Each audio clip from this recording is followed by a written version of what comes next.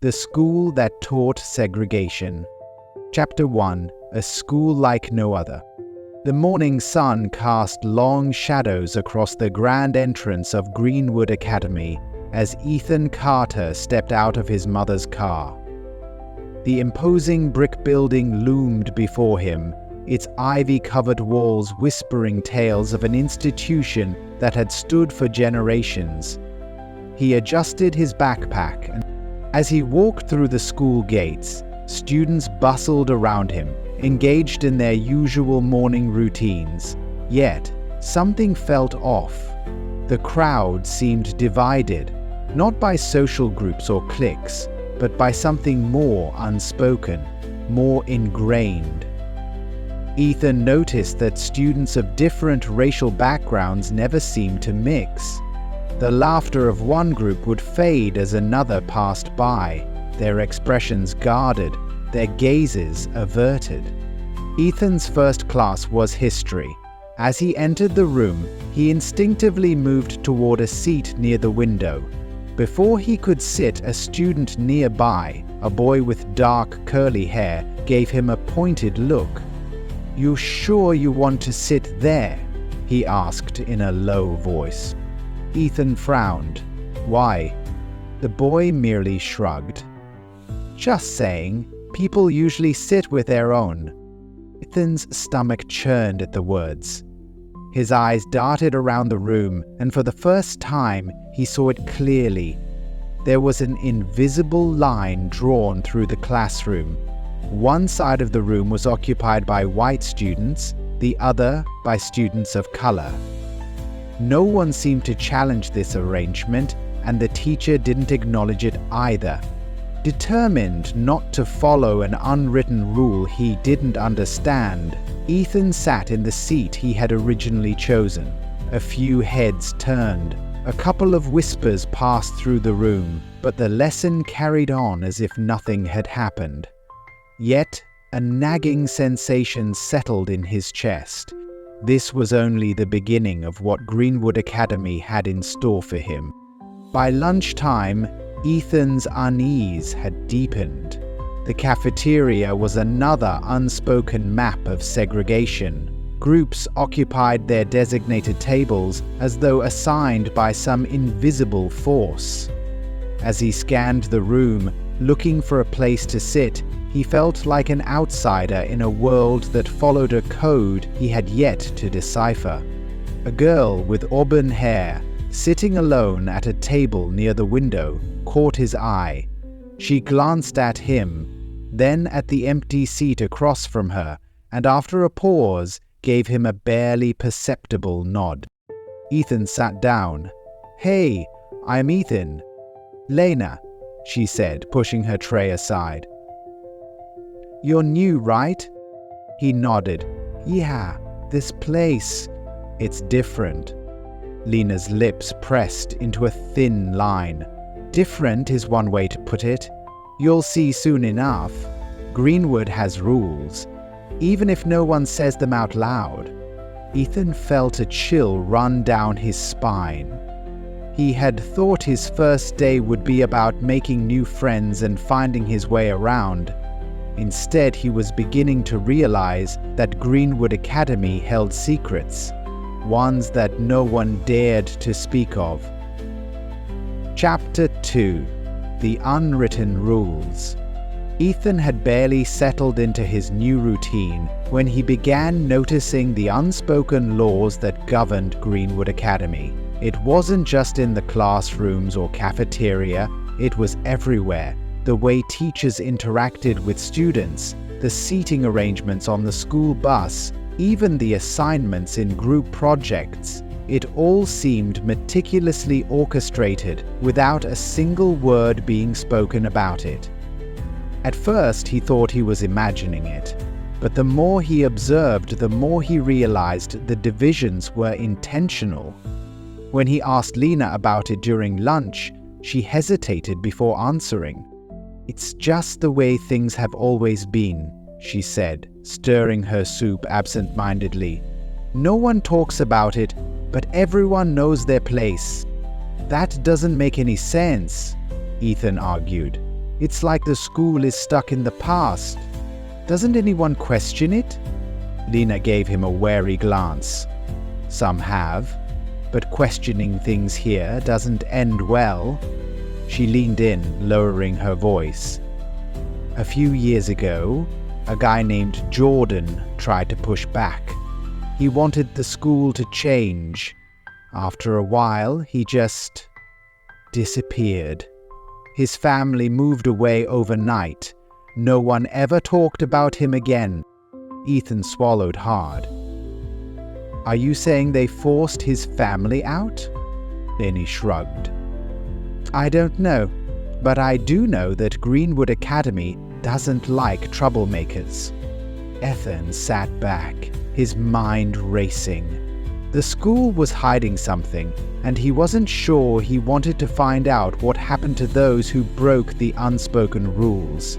But one thing was certain: he had already started down a path he couldn't turn away from.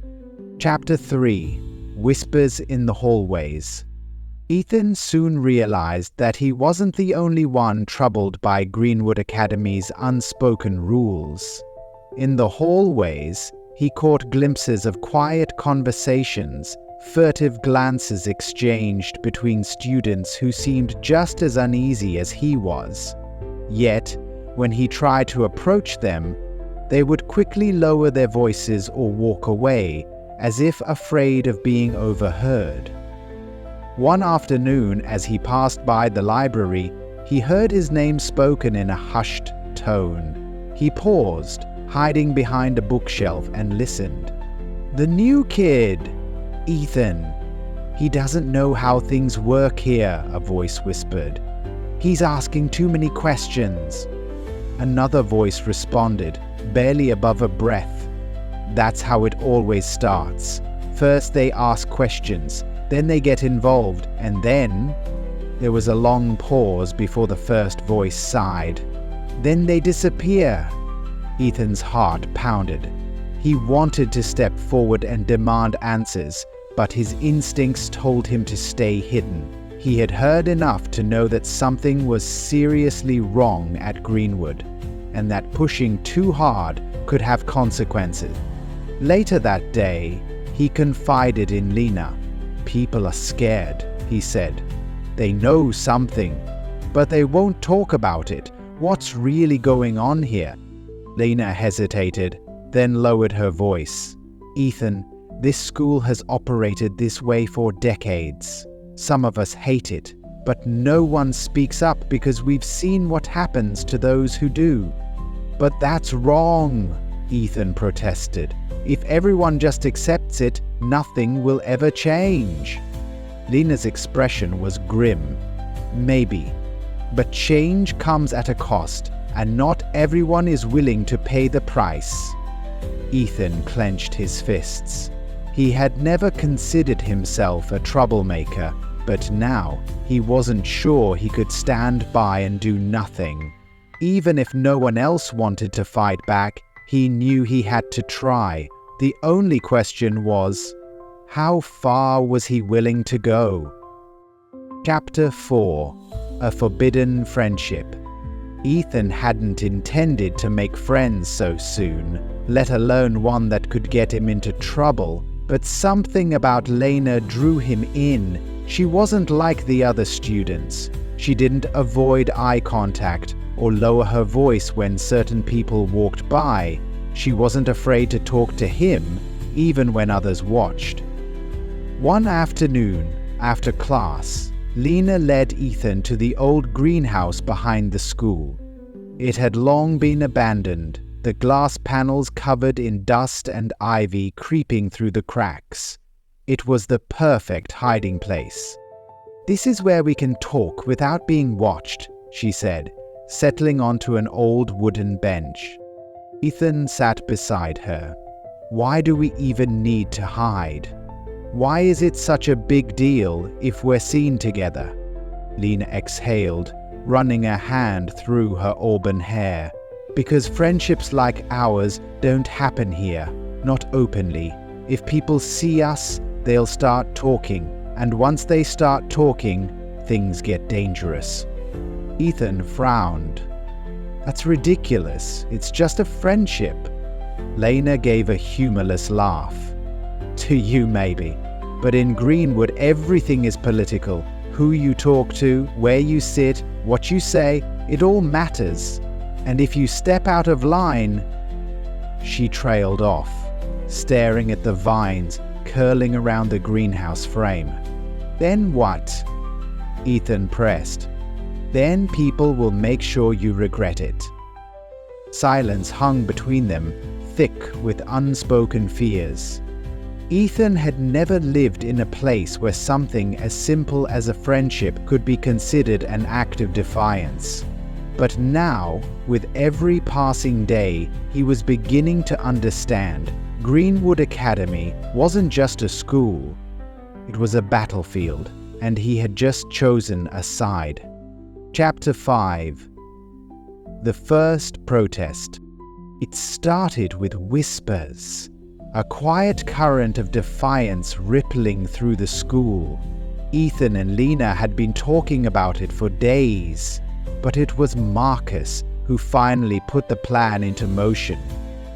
"We can't just sit around anymore," he said, his voice low but firm as the small group gathered in the greenhouse, their unofficial meeting place. "If we want things to change, we have to make the administration listen."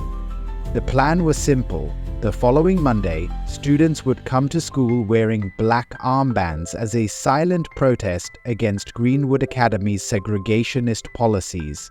No shouting, no signs, just a quiet but undeniable statement of defiance. When the day arrived, Ethan felt his pulse quicken as he walked through the school gates. The first thing he noticed was the sea of black bands wrapped around students' arms. It wasn't just their group. Others had joined, dozens of students, maybe even 100. But it didn't take long for the administration to notice. By lunchtime, Principal Whitmore's voice boomed over the intercom.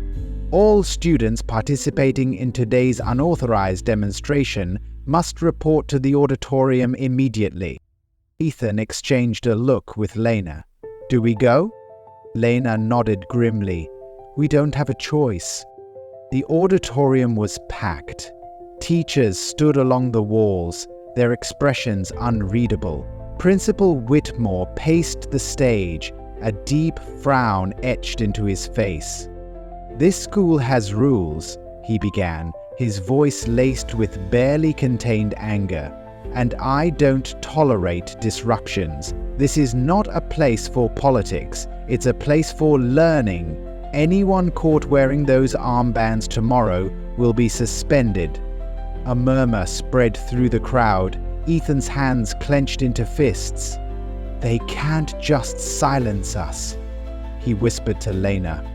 "They'll try," she murmured back, "but they won't stop us." That night the group met again, their determination stronger than ever. The administration had drawn a line in the sand. Now they had to decide whether to cross it. Chapter 6. Behind Closed Doors. Ethan sat in the library, flipping through an old yearbook he had found in the archives. The pages smelled of dust and time, and as he scanned the black and white photos, he noticed something unsettling. There wasn't a single student of color in the images before a certain year. When he pointed this out to Lena, she pursed her lips. "It's not a coincidence," she said quietly. "Greenwood didn't just start this way. It was built this way." Determined to uncover more, Ethan and Lena decided to approach Mr. Caldwell, a history teacher rumored to be sympathetic to their cause. They found him alone in his classroom after school, grading papers. When they asked him about the school's history, he hesitated, glancing toward the door as if checking for eavesdroppers. "You kids are walking on dangerous ground," he finally said.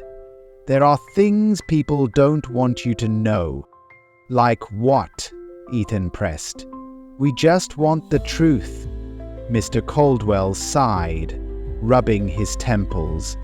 "This school, it has a legacy, and for decades the administration has done everything to keep that legacy intact. Teachers, staff, even parents, they're all part of it. Some agree with it." Lena's fists clenched. "So you're saying they know that the segregation isn't just some unspoken rule, it's deliberate?" "Very deliberate," Mr. Caldwell admitted. "There have been teachers before me who tried to change things. Some were fired, others were threatened. It's why most just keep their heads down. But you two, you're stirring the pot, and people are starting to notice." Ethan's stomach churned. "Who's noticing?" Mr. Caldwell lowered his voice. "The ones who run this school. The ones who will do anything to protect it. If you push too hard, they will push back." Chapter 7. Punishment for Speaking Out. The backlash came swiftly. By the next morning, Ethan and Lena noticed an unsettling change in the way people treated them. Teachers who once greeted them with warm nods now looked the other way. Some students whispered behind their backs, while others openly avoided them in the hallways. But the worst was yet to come. During third period, an announcement crackled over the intercom. "Ethan Carter and Lena Thompson, please report to the principal's office immediately." They exchanged a glance. "Here we go," Lena muttered as they made their way down the long, silent hallway. Principal Whitmore sat behind his desk, his fingers steepled together. His expression was unreadable. "Sit." They obeyed, neither saying a word. The tension in the room was thick. After a long pause, the principal leaned forward. "This school has rules, and you've chosen to break them. Defiance will not be tolerated." "We're just standing up for what's right," Ethan said firmly. Whitmore's eyes narrowed. "You're disrupting the order. You and your little group think you can challenge decades of tradition? Think again. If you continue down this path, there will be consequences." Lena's jaw tightened. "Like what?" Whitmore smirked. "Consider this a warning, but next time, you might find yourselves expelled, or worse." Silence stretched between them. Expulsion. It was a threat that held real weight, but Ethan and Lena refused to back down. As they left the office, Marcus and the others were waiting outside. "What happened?" Marcus asked, concern in his voice. Lena exhaled sharply. "They want to scare us into stopping." Ethan clenched his fists. "Then we can't let them. If we stop now, we let them win." That night, the group met once again, this time with a newfound determination. The school was trying to silence them, but they had no intention of staying quiet. Chapter 8. The Teacher's Secret. Ethan and Lena had long suspected that someone within the school knew more than they were letting on. After all, a system as rigid as Greenwood's couldn't survive without willing participants, people who enforced the rules and others who simply turned a blind eye. But they also knew there had to be at least one person who had grown tired of the silence. That person, as it turned out, was Mrs. Holloway. Mrs. Holloway had been a history teacher at Greenwood Academy for over 20 years. She was known for her sharp wit and even sharper tongue, but more importantly, she had a reputation for fairness, something rare at their school. So when she slipped a note into Ethan's locker that read, "Library, after hours, come alone," he knew this was the moment they had been waiting for. That evening, Ethan and Lena entered the dimly lit library, the faint smell of old books filling the air. Mrs. Holloway stood near a bookshelf, her expression unreadable. "I assume you two are here because you want the truth," she said, her voice barely above a whisper. Ethan nodded. "We know Greenwood's history isn't what they say it is. We need to know the real story." Mrs. Holloway sighed and motioned for them to sit. "You're right to question things. This school has a past that people would rather forget, but forgetting isn't the same as erasing. The truth is still here. You just have to know where to look." She pulled out an old, worn folder and slid it across the table. Ethan flipped it open and felt his stomach drop. Inside were newspaper clippings, disciplinary records, and old photographs, evidence of how Greenwood had systematically excluded certain students for decades. One article, dated over 30 years ago, told the story of a student who had tried to challenge the system. "Expelled for misconduct," the headline read, but as Ethan skimmed the article, he realized the real reason. The student had spoken out against the segregation. "They covered it up," Lena whispered. "They made it look like he was the problem." Mrs. Holloway nodded. "And he wasn't the only one. Anyone who resisted was either expelled, threatened, or forced into silence, even teachers." Ethan's hands clenched. "So why are you telling us this now?" Mrs. Holloway's eyes darkened. "Because I'm tired of pretending this isn't happening, and because I believe you two might be the ones to finally change it." Chapter 9: The Hidden History. The following morning, Ethan and Lena sat in the cafeteria, the weight of Mrs. Holloway's revelations still pressing on their minds. Ethan clutched the folder tightly in his hands, his mind racing with possibilities. "If we release this, people will have to listen," he said, glancing at Lena. She nodded, but her expression was wary. "But how? If we just start handing out copies, Whitmore and the administration will shut it down before it gains traction." Marcus slid into the seat across from them, lowering his voice. "Then we do it another way. Through the press. The local paper won't print it, but the internet will. If we upload these files anonymously, people will see the truth." Lena hesitated, looking at the documents again. There were expulsion records, meeting notes, and old policies that clearly outlined the school's discriminatory practices. Some were handwritten, others typed, but all of them pointed to a pattern, one that stretched back for decades. That night, the group met in Marcus's basement, a laptop glowing in the dimly lit space. Ethan and Lena took turns scanning the documents while Marcus prepared a detailed write-up explaining everything. They debated whether to attach Mrs. Holloway's name, but ultimately decided to leave it out, for her safety. "She took a risk to give us this," Lena said. "We can't let her take the fall." When the files were finally uploaded, Ethan felt a mix of relief and anxiety. Now we wait. It didn't take long.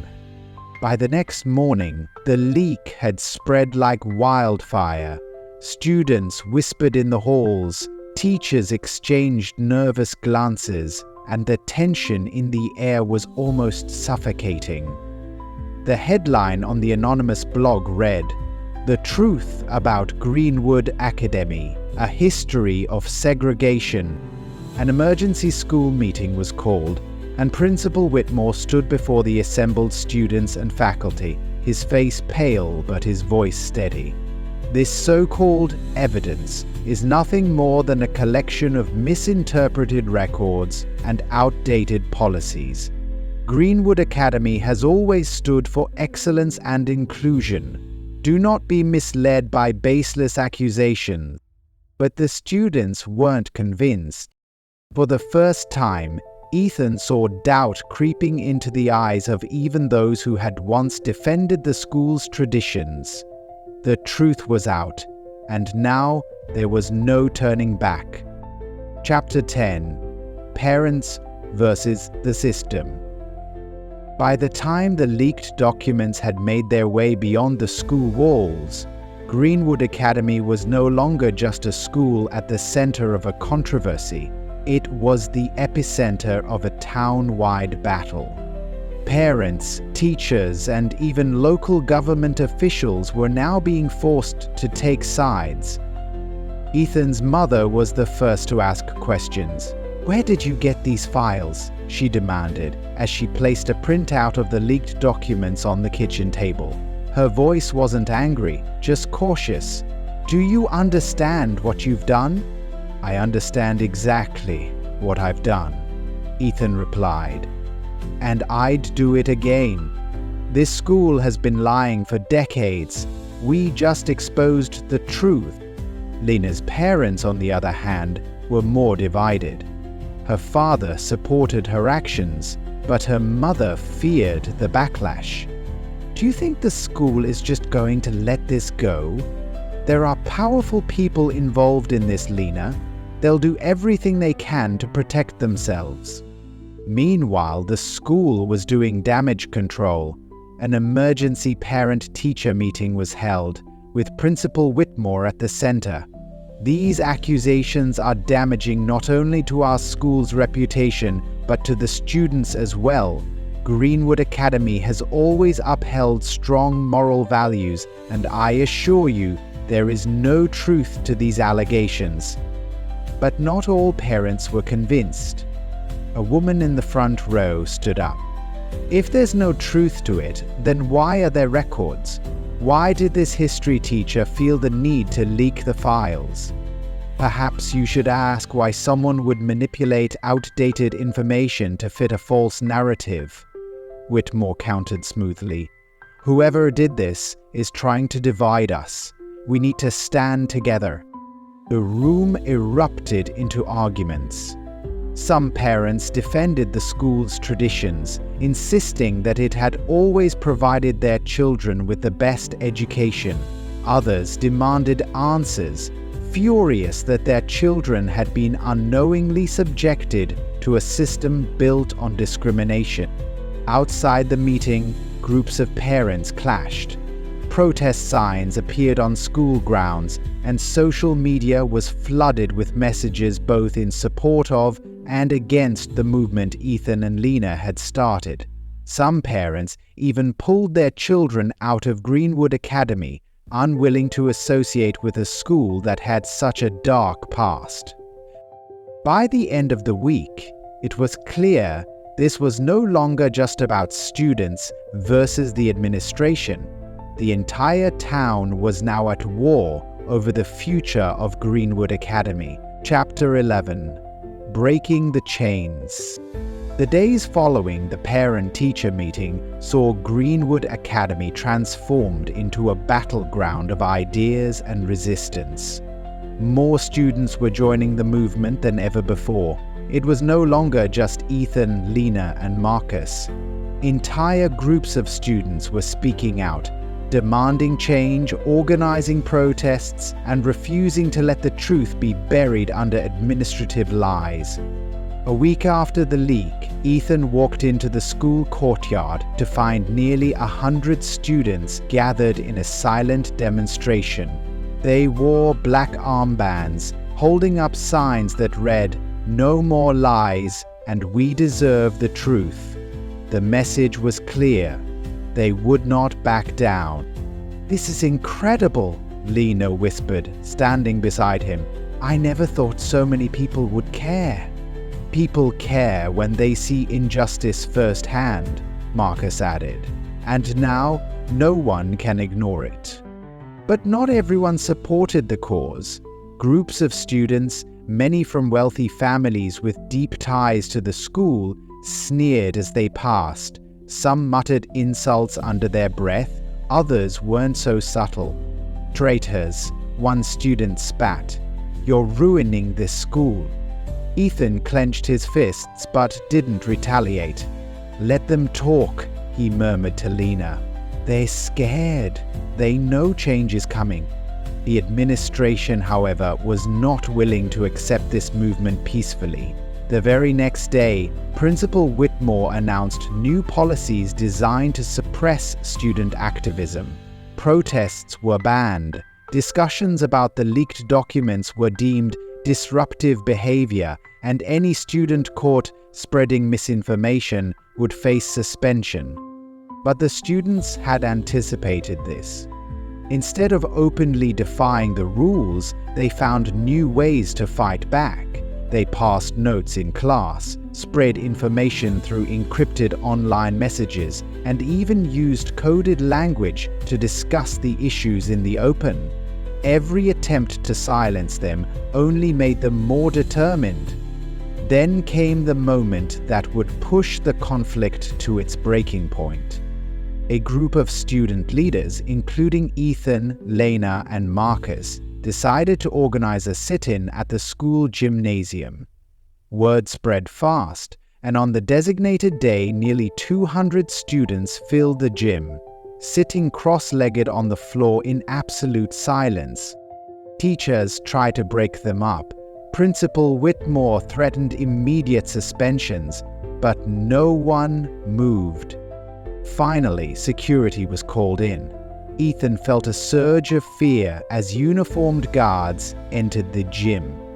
"Everyone stand up and return to class immediately," one of them barked. But no one moved. The tension in the room was suffocating. Then, a voice rang out. "Laners, you can try to silence us, but we know the truth. And we won't stop until everyone else does too." The room erupted in cheers. It was clear now. The students weren't just fighting for change, they were fighting for their future, and they weren't going to lose. Chapter 12. The Night of the Fire. The night the fire started, Greenwood Academy was eerily silent. The tension that had built over the past few weeks was at an all-time high, and most students had gone home, exhausted from the endless battle for justice. But something was brewing in the shadows. Ethan couldn't sleep. He tossed and turned, his mind replaying the sit-in, the protests, the threats from Principal Whitmore. He felt like they were close to something, so close that those in power were growing desperate. Then, his phone buzzed. A single text from Marcus. "Get to school, now." Without hesitation, Ethan threw on a hoodie and grabbed his bike. The night air was cold, but his heart pounded with urgency. As he neared Greenwood Academy, he saw it. The sky glowing an ominous shade of orange, smoke curling into the night. Flames licked at the east wing of the school, the very building where the historical records were kept. A crowd had already gathered, some students, some teachers, and a few neighbors who had seen the smoke from their homes. Fire trucks screeched onto the scene, sirens wailing, but Ethan could see the damage was already extensive. Lena ran up to him, her face pale. "They set it on fire, Ethan. The records, the evidence, it's all in there." His stomach twisted.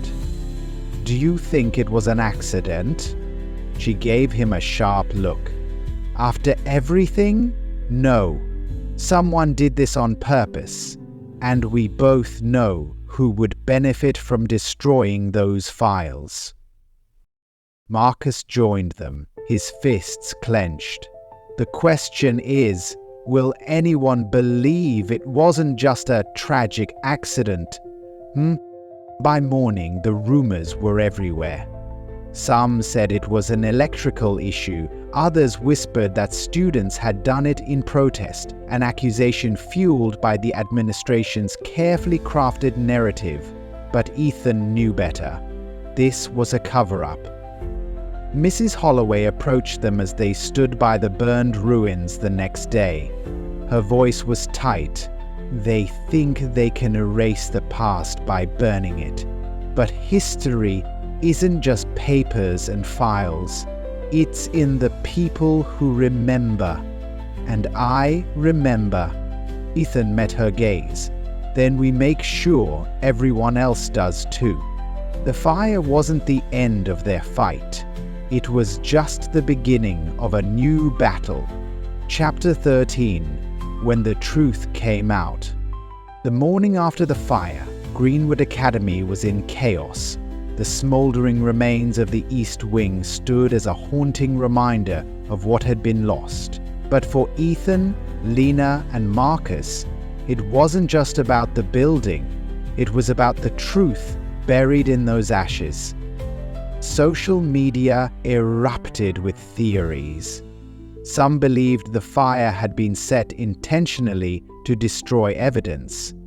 Others pointed fingers at student activists, labeling them as radicals trying to bring down the school. But the most damning accusation came in the form of a news report. An anonymous source had leaked emails exchanged between Principal Whitmore and members of the school board. The emails were explosive. They revealed a coordinated effort to suppress the leaked historical records and discredit any students who spoke out. Even worse, one email dated just a day before the fire mentioned taking drastic measures to ensure Greenwood's legacy remains untarnished. The town was stunned. Principal Whitmore denied everything, claiming the emails were fabricated, but the damage was done. The public outcry was immediate, with parents, students, and community leaders demanding an official investigation. Mrs. Holloway wasted no time. She called a town hall meeting, inviting anyone who had been affected by the school's past policies. That night, the town's community center was packed. Parents who had once attended Greenwood Academy, former teachers, even elders who had lived through the segregationist policies of the past, came forward to speak. "My brother was denied entry to this school in 1972, one elderly man said, his voice shaking. "They told my parents it was because of his grades, but we all knew the truth. And now you want us to believe this fire was an accident? I say no more." Another woman stood up. "My daughter was punished for speaking out against these policies. Now you expect me to believe it's just a coincidence that the very files proving these injustices were destroyed overnight? I won't accept that." One by one, voices rose.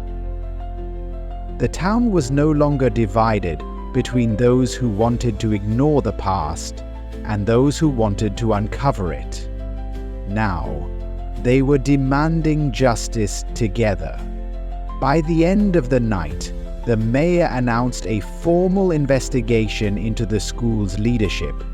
Principal Whitmore, once untouchable, now found himself at the center of a storm he could no longer control. As Ethan, Lena, and Marcus stood outside the town hall, watching people leave in hushed conversation, Marcus turned to them and grinned. "We wanted the truth to come out. Looks like we got our wish." Ethan exhaled, the weight of the moment settling on his shoulders. "Yeah, but now we have to make sure they don't bury it again." The fight wasn't over. It was only just beginning. Chapter 14. The trial that shook the town. The courtroom was packed. Reporters lined the back rows, their cameras flashing as they documented what had become the most significant trial the town had seen in decades. At the center of it all sat Principal Whitmore, his usual air of authority now replaced by a visible tension in his jaw. To his left were several school board members, their faces pale as they whispered among themselves. Ethan, Lena, and Marcus sat near the front, their fingers gripping the edges of their seats. This wasn't just about Greenwood Academy anymore. It was about accountability, about justice for years of systemic discrimination and the lengths to which those in power had gone to suppress the truth. The prosecution presented damning evidence. The leaked emails, financial records showing school funds being funneled towards silencing whistleblowers, and, most shocking of all, a statement from a former administrator who admitted that records had been deliberately altered to cover up past segregationist policies. Lena whispered, "I can't believe someone actually came forward." "They're scared," Marcus replied, "but scared people talk when they have no other choice." Then came the defense. Whitmore's attorney tried to paint him as a man of integrity, someone who had simply made difficult decisions to protect the school. He dismissed the fire as an unfortunate accident and called the accusations of segregation outdated and exaggerated. But the most dramatic moment of the trial came when Mrs. Holloway took the stand. She sat upright, her voice steady but full of emotion as she recounted her years at Greenwood, the students she had seen marginalized, and the deep-rooted biases that had shaped the school's policies. "We like to think we've moved past the injustices of history," she said, her gaze sweeping over the jury. "But as long as we pretend they never happened, we allow them to continue. This isn't just about a fire or some missing records. It's about a pattern of silencing those who dare to seek the truth. And if we don't hold those responsible accountable now, we are complicit in that silence." The courtroom was silent when she finished. The jury deliberated for hours. When they finally returned, the judge's voice rang clear. "We find the defendant, Principal Whitmore, guilty of obstruction of justice and misconduct in public office." A collective gasp echoed through the room. Whitmore's face went rigid. The school board members exchanged panicked glances. Justice had finally caught up with them. Outside, as Ethan, Lena, and Marcus stepped into the sunlight, a sense of victory filled the air. Reporters swarmed them, asking for statements, but Ethan only smiled. "We fought for the truth, and today the truth won." Lena took a deep breath. But what happens next? Who takes over the school? Can we really fix all of this? Marcus grinned. "One battle at a time. We just took down the biggest barrier. Now, it's time to build something better." But the fight wasn't over. It never really was. Chapter 15. A New Beginning. The news of Principal Whitmore's conviction spread quickly, shaking Greenwood Academy to its core. For the first time in decades, the school board was forced to acknowledge the deep-seated issues that had plagued the institution. The trial had exposed not just Whitmore's corruption, but a system that had thrived on secrecy, bias, and exclusion. The students who had fought for change, led by Ethan, Lena, and Marcus, were both relieved and uncertain. They had won a battle, but now came the hardest part: rebuilding from the ashes, both literally and figuratively.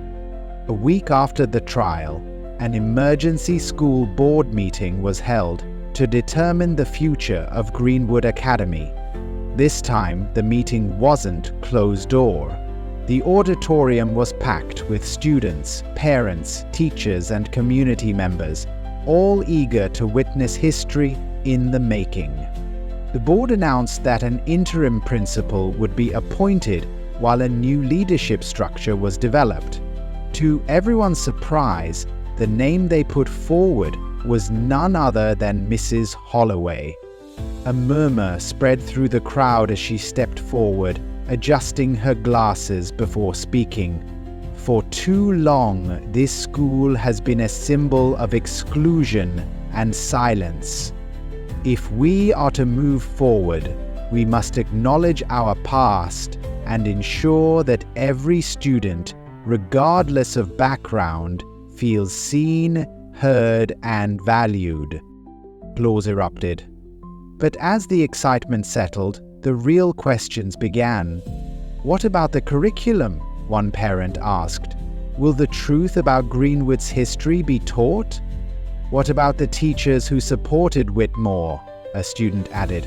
Will they still be allowed to teach here? Mrs. Holloway didn't hesitate. Change isn't just about replacing a leader. It's about transforming the culture of this school. That means rewriting our history books, re-evaluating policies, and ensuring that teachers and staff are aligned with these new values. Ethan, Lena, and Marcus exchanged glances. This was the moment they had fought for, but it also meant more work than they had ever imagined. Protests and trials were one thing, changing an entire institution was another. Over the next few months, the school began to evolve. New policies were introduced to ensure transparency in admissions and disciplinary actions. A diverse advisory committee, including students, parents, and faculty, was formed to oversee these changes. Murals celebrating Black history, Indigenous heritage, and other marginalized voices appeared on school walls, a stark contrast to the once sterile corridors of Greenwood Academy. But resistance remained. Some teachers resigned, unwilling to accept the new direction.